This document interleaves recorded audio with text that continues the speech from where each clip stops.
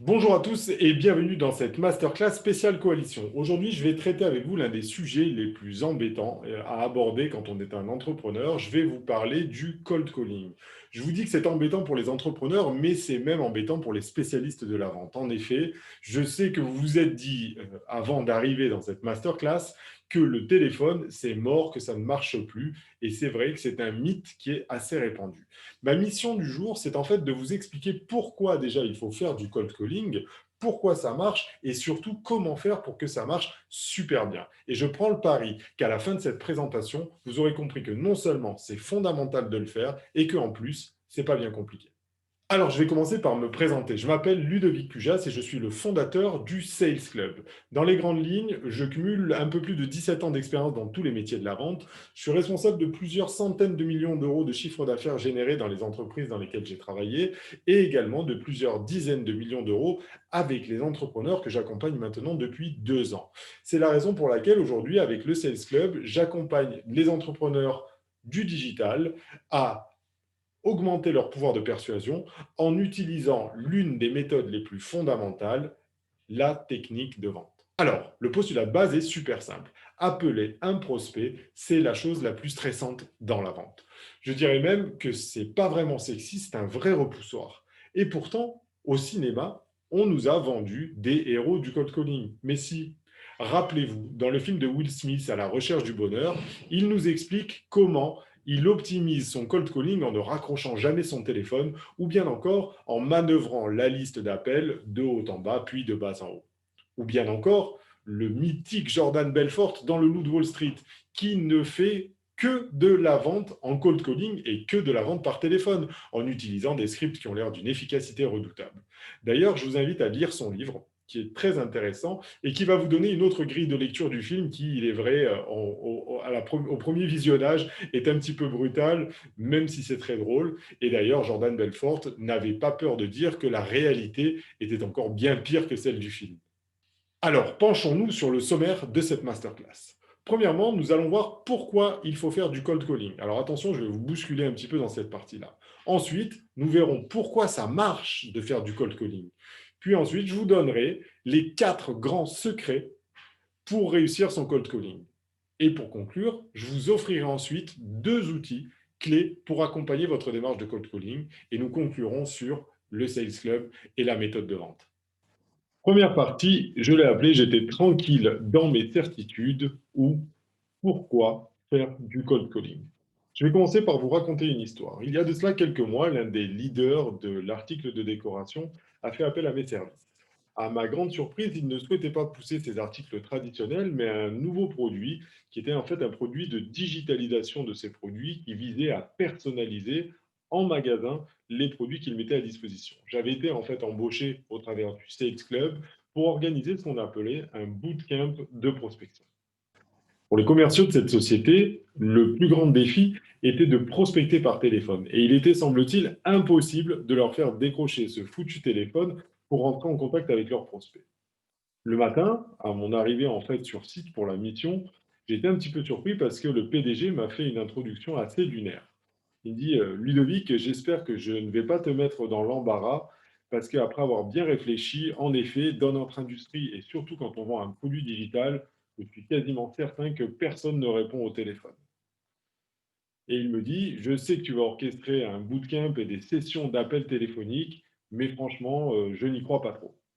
Il en fallait plus pour me déstabiliser. Nous avons en fait organisé 3 grosses sessions dans la journée d'appels téléphoniques en utilisant une liste ciblée.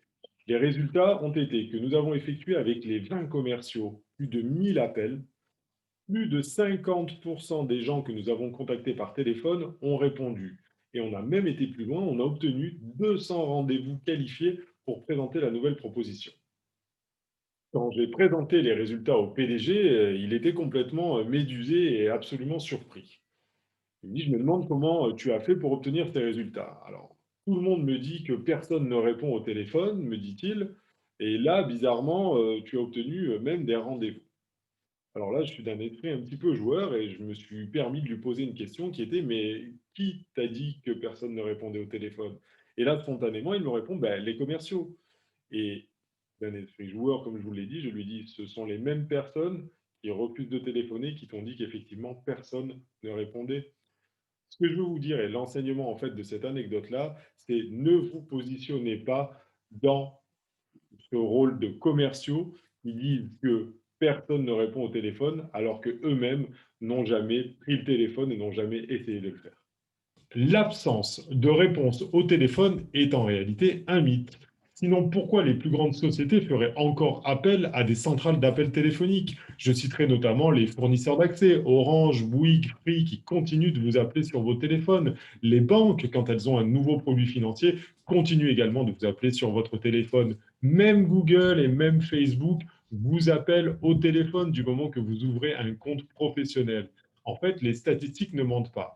Comme vous pouvez le voir à l'écran, le taux de réponse aux appels téléphoniques dans les domaines de la prestation de services approche les 40%. C'est en réalité très supérieur au taux de réponse d'un email, voire même légèrement supérieur au taux de réponse des inbox des réseaux sociaux. On constate même que depuis les 10 dernières années, ce taux de réponse au téléphone augmente très légèrement. Donc j'espère qu'au regard de l'utilisation qu'en font les géants d'Internet, vous serez vous-même convaincu que le téléphone, ça continue de fonctionner. Nous y voilà. Personne ne répond à un téléphone qui ne sonne jamais. C'est un petit peu comme la loi du loto où 100% des gagnants ont tenté leur chance et tous ceux qui n'ont pas joué n'ont forcément jamais gagné. Premièrement, c'est quasiment systématique et normal pour un prospect de répondre à son téléphone quand on l'appelle. Pour deux raisons. Soit parce que le portable est sa ligne principale, soit parce que sa ligne de bureau est en général routée sur son téléphone portable. Vous avez toujours votre téléphone avec vous. Il y en a même qui vous accusent d'avoir sans arrêt les yeux rivés dessus. Vous risquez au pire de surprendre votre client en le faisant sonner. Il va trouver ça magique et forcément il va vous répondre. Rappelez-vous d'un point important. Ne soyez pas inquiet que les gens ne vous répondent pas parce qu'ils ne reconnaissent pas votre numéro. Vous avez affaire à une clientèle de professionnels également qui a l'habitude de ne pas avoir dans son répertoire, à la différence des particuliers, tous les numéros qu'il connaît. Deuxième chose, il y a aujourd'hui tellement de communication commerciale et de communication de vente qui passe par les emails, les inbox des réseaux sociaux, voire même les SMS, que les téléphones ne sonnent plus autant qu'avant et donc ils ne représentent pas le même embarras qu'ils ont pu représenter dans le passé. En fait, en faisant cela, quand vous prenez votre téléphone et que vous rentrez en contact directement avec votre prospect, eh bien vous sortez du lot puisque c'est vous maintenant qui ne procédez plus de la même manière que celle que tout le monde utilise à l'heure actuelle. Dernier point, l'automatisation a des vertus, c'est certain. Mais au risque de vous bousculer un peu, je dirais presque que c'est passé de mode. Les boîtes mail et les inbox sont remplies de messages couraves, standardisés et non personnalisés. Les clients ont envie de quelque chose de différent, d'une approche humaine, d'une approche beaucoup plus personnelle et authentique. C'est la raison pour laquelle également le cold calling fonctionne. Alors, certains haters du téléphone ont trouvé d'autres excuses. Il faut que vous sachiez que dans certains domaines d'activité, la prospection physique existe encore. Elle est parfois même recommandée, notamment pour les agences digitales, parce que vous pouvez voir que parfois, vos clients se trouvent tout autour de vous.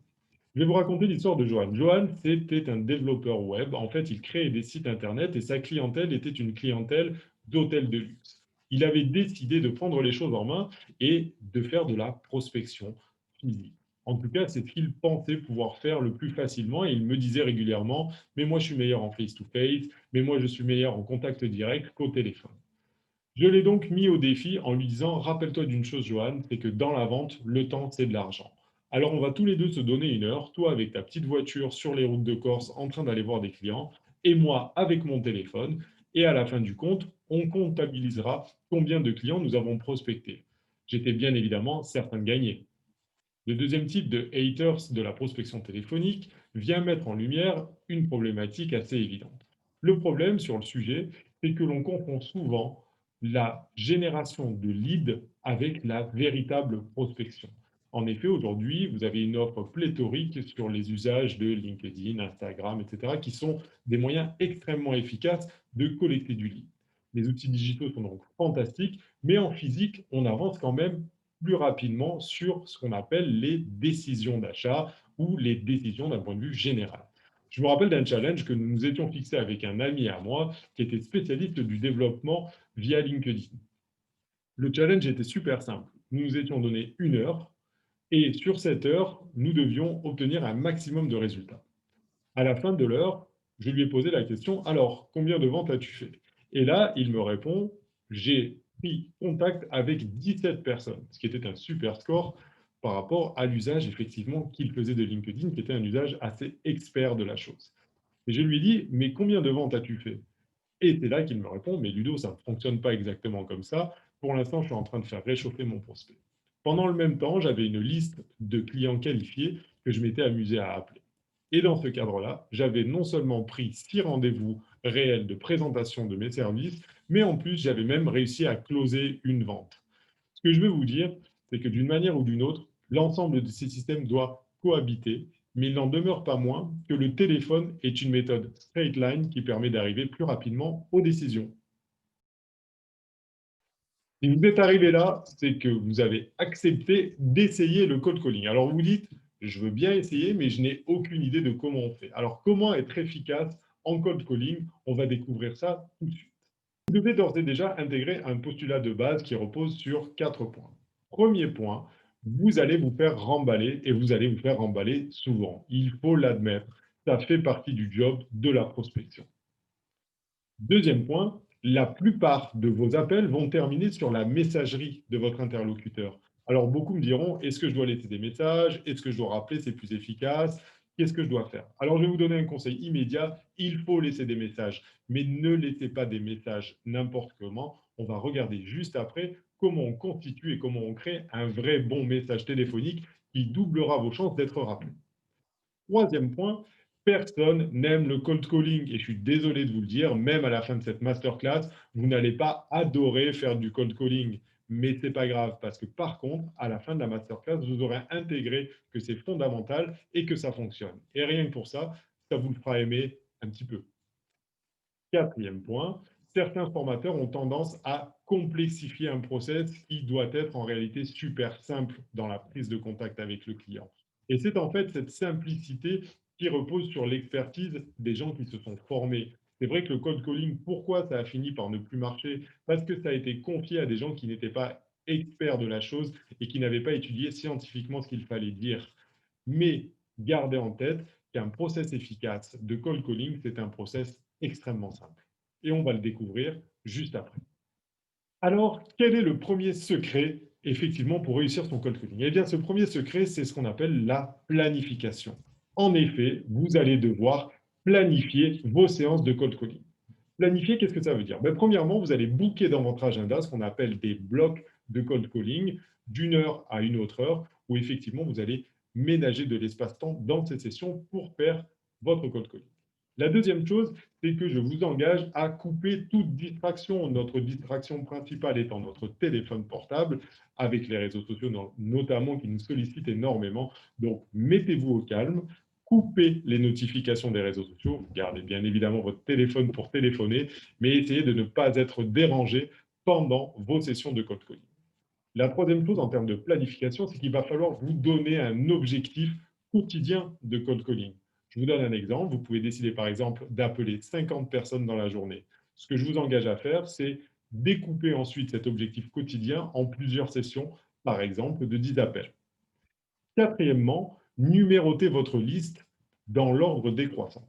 Pourquoi numéroter la liste? Déjà, ça va nous permettre de suivre l'avancement du nombre d'appels que nous avons effectués par rapport à l'objectif qu'on s'était fixé. Et pourquoi le faire dans l'ordre décroissant? Parce que notre cerveau réagit intuitivement, plus positivement, à une liste qui commence à diminuer plutôt qu'une liste qui commence à augmenter. Cinquième point, organiser ce qu'on appelle les power hours, c'est-à-dire ces créneaux où effectivement vous êtes dans les conditions idéales et vous êtes dans l'énergie maximum pour le faire. Ménagez bien ces heures magiques. Sixième point, je vous engage à compter les noms. Alors ça va vous surprendre de compter les noms, mais je vais vous raconter une anecdote. Quand moi j'ai démarré dans la fonction commerciale dans la lunette, j'avais un directeur commercial qui m'avait envoyé faire effectivement de la prospection téléphonique. Au bout de 30 noms, je me suis arrêté et je lui ai posé la question. Je lui ai dit: «Michel, ça fait 30 fois qu'on me dit non, qu'est-ce que je dois faire?» Il m'a regardé et il m'a dit: «Tu n'as probablement pas obtenu assez de noms. Tu dois continuer, car plus tu vas augmenter le nombre de noms, plus tu vas te rapprocher de la solution.» En effet, c'est une règle statistique toute simple, plus vous avez de non, plus vous vous rapprochez du oui. Donc, amusez-vous à compter les noms, ça vous permettra de savoir à quelle vitesse vous êtes en train de vous rapprocher de votre objectif initial. Et dernier point, qui est une grosse recommandation en termes de planification de votre cold call, commencez par cela. Respectez ce qu'on appelle les heures d'or, c'est-à-dire respectez ces moments où les clients sont les plus à même de vous répondre. On reviendra un petit peu sur la notion de planification des heures, mais en tout cas, pensez à garder en tête qu'il faut commencer par cela. Vous verrez, on l'abordera aussi en termes de gestion de priorité. Deuxième grand secret, utilisez un process simple et direct. Comme vous allez le voir s'afficher au bas de cette image, le process est découpé en plusieurs étapes. La première étape, c'est effectivement attirer l'attention. Pour attirer l'attention d'un prospect, la première fois que vous allez lui parler, il y a un mot magique qui va résonner dans ses oreilles plus que tous les autres. Et ce mot magique, c'est tout simplement son nom. C'est vrai, quand vous y réfléchissez bien, la meilleure manière d'attirer l'attention de quelqu'un, c'est de l'appeler par son nom. Faites le test un jour dans la rue, appelez quelqu'un par son nom, vous allez voir qu'il va se retourner immédiatement. Donc, vous allez commencer votre appel par un tout simple, par exemple, bonjour Alexandre. Mais attention, deux points très importants. Premièrement, ne demandez jamais comment allez-vous. Pourquoi? Parce que vous allez donner une occasion à votre interlocuteur d'exprimer son mal-être dans la mesure où, bien évidemment, il vient d'être dérangé et interrompu dans sa journée par votre appel. Ne lui donnez pas une chance, dès le début, de vous dire à quel point vous l'incommodez. Deuxième point, ne traînez pas et ne laissez pas de silence. Pourquoi je vous dis cela? Parce que le fait de laisser un silence, ça va ouvrir la porte à la possibilité de donner une objection. Donc, salutations, et on continue directement avec le reste du process. Pour les deux étapes suivantes, je vous invite à aller droit au but. Vous avez dit le nom de votre prospect, vous avez dit qui vous étiez, vous êtes présenté, et surtout la raison pour laquelle vous appeliez. Cette transparence, en fait, elle a deux vertus. La première vertu d'être transparent et d'être aussi direct dans le process, c'est qu'effectivement, vous allez montrer votre professionnalisme et le fait que vous respectez le temps de votre interlocuteur. La deuxième chose qui est très importante et qui est générée par cette transparence, c'est que vous allez réduire le stress en disant qui vous êtes et ce que vous voulez. Il faut que vous imaginiez que les gens sont toujours plus à l'aise quand ils savent à quoi s'attendre. Les prospects, comme vous, n'ont pas envie de se faire piéger, de se faire manipuler ou d'être interrompus. Ils veulent être traités avec respect, être direct, efficace et sincère, c'est la meilleure manière de le faire. Intégrer la notion du parce que. Quand vous demandez à quelqu'un de faire quelque chose pour vous, donner de son temps par exemple, il sera toujours plus enclin à le faire si vous exprimez la notion du parce que. Il va donc falloir leur donner une bonne raison de continuer à donner de leur temps. Pour les intéresser, donnez-leur une raison en lien avec ce dont eux ont besoin. Ils vont vous donner du temps à la seule condition que vous intéressiez à leur raison, pas aux vôtres. C'est la raison pour laquelle il va falloir éviter absolument les phrases du style je voudrais vous parler de votre agence, je voudrais vous présenter nos nouveaux services, je voudrais vous faire la démonstration de notre offre. Ce discours est beaucoup trop orienté sur vous. Et en fait, il est en train de manifester le fait que vous avez une brûlante envie de pitcher quelque chose que vous avez à vendre. Par contre, vous pouvez utiliser des phrases comme j'aimerais en savoir plus sur votre société, j'aimerais partager un aperçu des éléments qui sont déjà utilisés par des sociétés comme la vôtre, j'aimerais partager les meilleures pratiques d'autres sociétés qui font partie de la même industrie que vous, ou bien, une de mes préférées, j'aimerais mieux comprendre votre situation unique. Pour finir, c'est le moment de demander ce que vous voulez. Si vous voulez qualifier le client, demandez directement les informations dont vous avez besoin pour pouvoir avancer sur les étapes suivantes. Si vous voulez prendre un rendez-vous, vous allez demander un jour et une heure. Et si vous voulez vendre directement, vous allez engager la conversation avec une question ouverte qui fera parler votre interlocuteur. Un seul objectif, la rapidité. En fait, il faut arriver rapidement, soit un oui, soit un non, soit un peut-être. Ne perdez pas de temps et ne tournez pas en rond. Soyez confiant, calme et allez droit au but. Puis, taisez-vous. Laissez votre interlocuteur répondre à votre demande. Alors, vous allez me dire, tout à l'heure, tu nous as dit de ne pas laisser de silence. Là, c'est le moment de laisser le silence parce que oui, des objections, bien sûr qu'il y en aura, mais ce sera la vraie objection par rapport à votre demande réelle. Et plus vous allez arriver rapidement à cette objection, plus vous aurez de temps pour la traiter. Pour conclure, beaucoup de gens me demandent quel est le meilleur moment pour passer des appels téléphoniques de prospection. Mais cette question, dans le fond, elle n'est pas réellement sincère. Cette question, elle émane souvent de gens qui n'ont pas envie de téléphoner et qui cherchent une excuse en réalité pour ne pas le faire en disant: «Ah là, c'est trop tôt, ah là, c'est trop tard, je verrai demain». Je vais vous donner un bon conseil. Oubliez les heures d'appel téléphonique, commencez à pratiquer et c'est par la suite que vous-même, quand vous aurez commencé à pratiquer le cold calling, vous pourrez définir quelles sont les meilleures heures sur votre clientèle pour téléphoner. Par défaut, je vous invite à commencer vos journées par cela et d'utiliser les premiers créneaux pour le faire. Secret numéro 3, laissez des messages efficaces. Un message qui est en mesure de doubler vos chances d'être rappelé. C'est un message qui va contenir un certain nombre de blocs. Si vous utilisez ces blocs, effectivement, votre interlocuteur aura beaucoup plus d'intérêt à rentrer de nouveau en contact avec vous.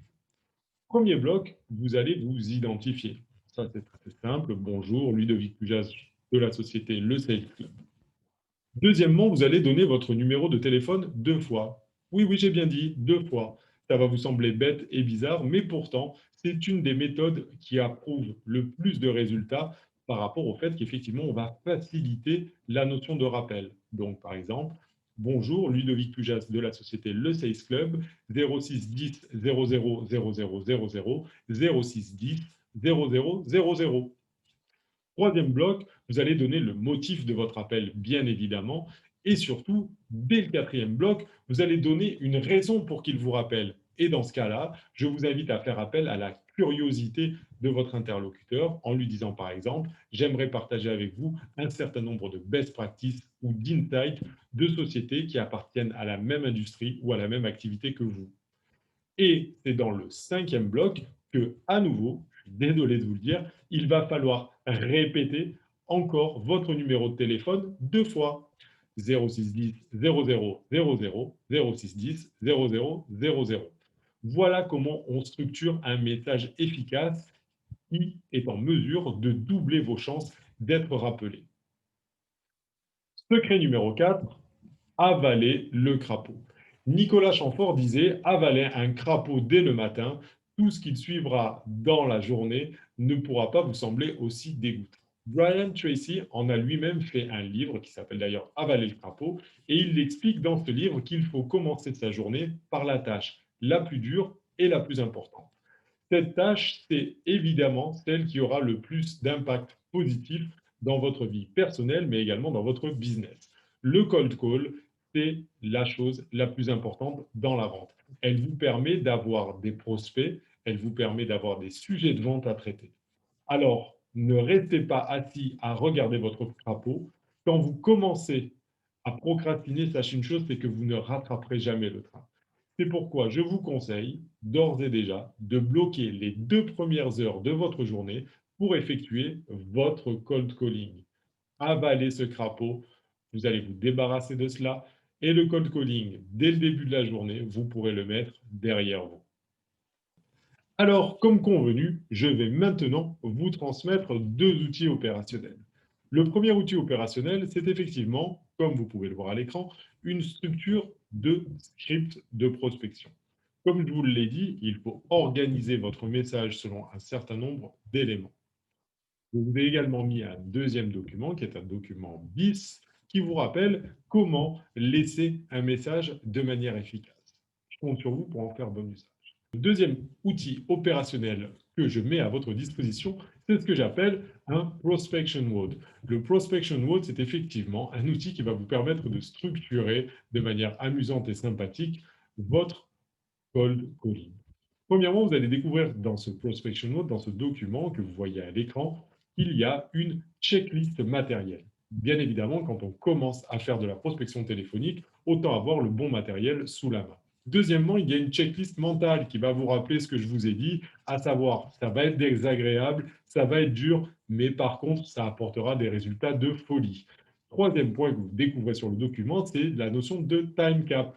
Le time cap, c'est le temps maximum que vous allez vous octroyer pour effectivement effectuer votre démarchage téléphonique, votre cold calling. Et vous allez voir que le fait de vous engager sur un timing va vous faire accélérer et devenir de plus en plus efficace.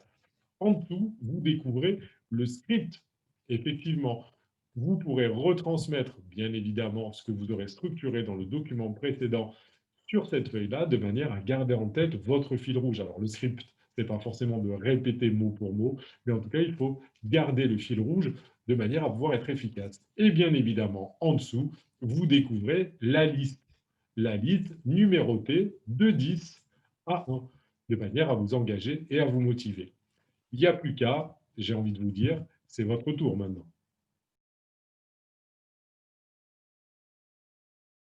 Pour terminer, je vous offre un bonus. En effet, on a beaucoup parlé de la manière de structurer notre cold calling, mais pour autant, rien ne nous empêchera de faire face à un certain nombre d'objections.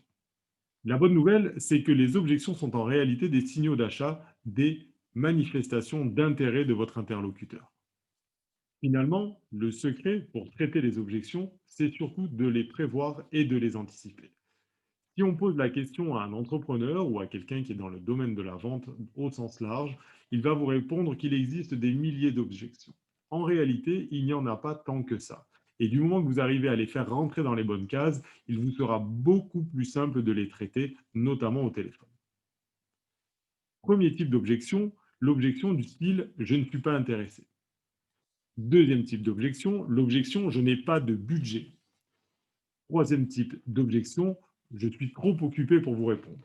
Quatrième type d'objection, envoyez-moi des infos par email. Cinquième type d'objection, je suis débordé, je n'ai pas le temps de m'occuper de vous. Et pour terminer, la sixième objection, je regarde seulement, et ça, ce serait dans le cas où effectivement vous seriez dans une démarche d'inbound marketing. La meilleure manière d'anticiper, c'est en fait de créer des scripts de réponse quasiment automatiques. Alors vous allez me dire, oui, mais ça ne me semblait pas très naturel d'utiliser des scripts. En réalité, ce que j'ai envie de vous dire, c'est que dans les domaines de la communication, personne n'est réellement naturel. Imaginez-vous un acteur qui improviserait complètement son texte pendant un film, ou un politicien qui improviserait complètement son discours pendant ses interventions. La bonne formule, c'est de s'entraîner à traiter ces objections. Alors vous allez pratiquer, soit effectivement au travers d'enregistrements que vous pouvez faire, vous allez vous enregistrer et vous allez regarder comment ça semble naturel de répondre à ces objections. Vous pouvez également utiliser un partenaire ou de manière un petit peu plus professionnelle, utiliser un coach qui vous apprendra et vous fera travailler ces objections.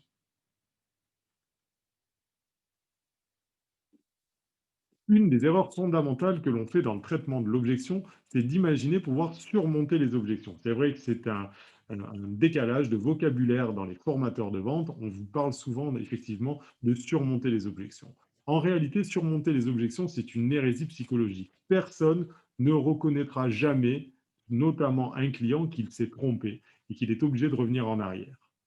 Nous allons donc utiliser une technique un petit peu plus subtile qui visera non pas à surmonter l'objection, mais à perturber votre interlocuteur de manière à créer un décalage et vous trouver à un endroit où il ne vous attend pas. Alors, comment s'y prendre? Il existe ce qu'on appelle un framework de réponse aux objections. Ce framework, il s'organise autour de 3 lettres. C, P, D. Contrôler, perturber et demander. Qu'est-ce que je veux dire par contrôler? En réalité, on réagit aux objections par rapport à des réflexes dits reptiliens. C'est-à-dire que l'objection crée chez nous un sentiment de panique, les neurologues vous diraient une décharge de cortisol qui va nous faire surréagir, soit par le combat, soit par la fuite. Mais cette manière de réagir est en réalité adaptée à une balade dans la forêt où nous ferions face à un ours qui mettrait réellement notre vie en danger. Et dans ce cas-là, effectivement, nous choisirions soit de nous battre, soit de fuir, et en général, nous choisirions la fuite. Une objection commerciale n'a absolument rien à voir. Donc, nous allons utiliser un certain nombre de petites phrases qui vont venir casser le stress, casser le sentiment de peur pour raisonner de manière non pas émotionnelle, mais de manière logique par rapport à ce qui est en train de nous arriver. Deuxième point, perturber. En général, la réponse attendue par un client que vous êtes en train de démarcher au téléphone, c'est effectivement le combat. C'est-à-dire que vous le contrariez et que vous lui expliquez que non, il a tort, ce n'est pas du tout ce qu'il dit. En réalité, il va falloir absolument éviter le combat. Je m'explique. Si un client, par exemple, vous dit qu'il est satisfait, comment créer ce décalage? Comment le perturber? Par exemple, si un client vous dit donc je suis déjà satisfait de mon service, dites-lui tout simplement génial, vous êtes satisfait de votre service, et il n'y a donc pas de raison de changer. Vous allez créer un vrai décalage. C'est vrai que ça vous semble lunaire et que vous êtes en train de me dire: «Mais on est en train de se mettre un autogol». Pas du tout. En réalité, ça crée un décalage et ça va diminuer la charge combative, en fait, de votre client. Deuxième exemple, s'il vous dit: «Je suis trop occupé», dites-lui tout simplement: «Je me doutais bien que vous étiez déjà très occupé». De la même manière, ça va diminuer la charge de combat. Troisième possibilité, envoyez-moi simplement des informations. Qu'est-ce que vous pourriez lui répondre dans ce cas-là pour que ça crée un décalage? Eh bien, moi, je vous propose de lui dire: «Dites-moi précisément de quelles informations vous avez besoin». Quatrième possibilité, je ne suis pas intéressé. N'hésitez pas à lui dire: «Ça fait du sens ce que vous êtes en train de me dire. La plupart des gens, au départ, ne sont pas intéressés». Comprenez bien que la démarche de perturber le client s'oppose à la démarche du combat. Vous allez tout simplement emmener le client en terrain neutre ou en tout cas sur un terrain sur lequel il ne s'attend pas à jouer. En revanche, soyez très très vigilant et évitez cette phrase de vendeur basique qui est «je comprends». Vous allez passer pour un imbécile et pour un vendeur qui n'écoute pas en réellement ce qui se passe. Le dernier point sera bien évidemment le fait de demander, le fameux D de CPD. Une fois que vous aurez repris le contrôle, que vous aurez perturbé votre interlocuteur, vous allez demander à nouveau ce pourquoi vous vous étiez engagé en fait à faire du cold calling. Alors, bien évidemment, une nouvelle objection va arriver, mais elle sera beaucoup plus proche de la réalité qui pousse votre client à ne pas accepter votre appel. Ce que je vous conseille malgré tout, c'est qu'au bout de 2 objections consécutives, de choisir de rappeler le client à un autre moment. En résumé, prenez le contrôle, perturbez et demandez à nouveau. J'aimerais maintenant que nous travaillions sur 3 exemples très concrets de prospection au téléphone où vous pourriez rencontrer des objections. Comme je vous l'ai indiqué, je vais utiliser un script qui est à mon écran pour mieux étayer l'exemple et bien évidemment pour que ça développe également chez vous des réflexes de créer des fils rouges que vous suivez. Le premier exemple porte sur un client qui serait occupé, le prospect. Écoutez Ludovic, là je suis vraiment occupé. Nathalie, c'est exactement pour cela que j'appelle. Donc comme vous le voyez, par cette petite phrase, en fait, je reprends le contrôle et ça va permettre à mon cerveau de se positionner dans une attitude beaucoup plus cool. C'est comme ça, en fait, que je reprends le contrôle sur mes émotions, tout simplement en formulant une phrase où je suis d'accord avec elle. Je vais la surprendre parce qu'en plus, je ne vais pas essayer de la dissuader, en fait, de mobiliser du temps. Et j'enchaînerai comme suit. Je me doutais bien que vous le seriez. C'est pour cela que je voudrais que nous trouvions un moment qui soit le plus approprié pour vous. Dans ce cas-là, vous voyez, je la perturbe. Comme je vous l'ai expliqué, je ne rentre pas dans le combat. Je reconnais le fait qu'elle soit occupée, mais je lui demande moi-même de trouver un moment plus adéquat. J'enchaînerai comme suit. Pourquoi ne pas échanger ensemble mercredi prochain à 15 heures? Donc là, j'adresse une demande, comme je vous l'ai expliqué, où je formalise une demande ouverte, mais spécifique et directe. Deuxième exemple, le client qui ne serait pas intéressé. Je reprends la casquette du prospect. Nous ne sommes pas intéressés. Là, je vais reprendre le contrôle avec une petite phrase magique. Vous savez, c'est ce que beaucoup de mes clients ont dit la première fois que je les ai appelés. Je me prépare maintenant, pardon, à perturber mon interlocuteur en lui disant cela. La plupart des gens disent qu'ils ne sont pas intéressés avant que nous ne leur montrions combien d'argent une agence digitale est en mesure de leur faire gagner. Alors, je ne sais pas si mes services vont vous correspondre, mais franchement, vous ne pensez pas que ça vaudrait la peine qu'on se cale un bref échange pour le savoir? Puis, j'enchaîne avec une demande directe. Que pensez-vous de mercredi prochain à 15 heures? Troisième exemple, le client est déjà satisfait de son agence digitale ou de tout type de fournisseur. Le prospect. Nous sommes déjà très contents de notre agence actuelle. Je vais reprendre le contrôle avec une phrase magique, mais c'est fantastique. Et là, je vais perturber mon interlocuteur. À chaque fois que vous obtenez les meilleurs tarifs et les meilleurs services, vous ne devriez en effet jamais songer à changer. La seule chose que je souhaite, en fait, c'est en savoir un petit peu plus sur vous. Et même si ça ne vous semble pas à propos de faire affaire avec moi en ce moment, je peux vous donner une échelle de comparaison qui vous permettra de challenger votre agence actuelle et de vous assurer qu'ils sont toujours honnêtes avec vous. Puis, je vais formuler une demande très directe. Que pensez-vous de nous voir mercredi prochain à 15 heures? Comprenez qu'au travers de ces exemples, on utilise toujours le même modèle. On commence par reprendre le contrôle de nos émotions, on perturbe l'attente de notre interlocuteur et on formule une demande directe. Comme vous l'avez compris, le cold calling fait partie des pratiques dans les techniques de vente, mais ça n'est qu'une infime partie de ce que vous serez en mesure de faire si vous vous intéressez réellement à cet objet fondamental qui est la maîtrise de la technique de vente. C'est en étudiant ces techniques depuis 17 ans que j'ai fondé le Sales Club à l'attention des entrepreneurs comme vous. Alors, en quoi consiste ce fameux Sales Club?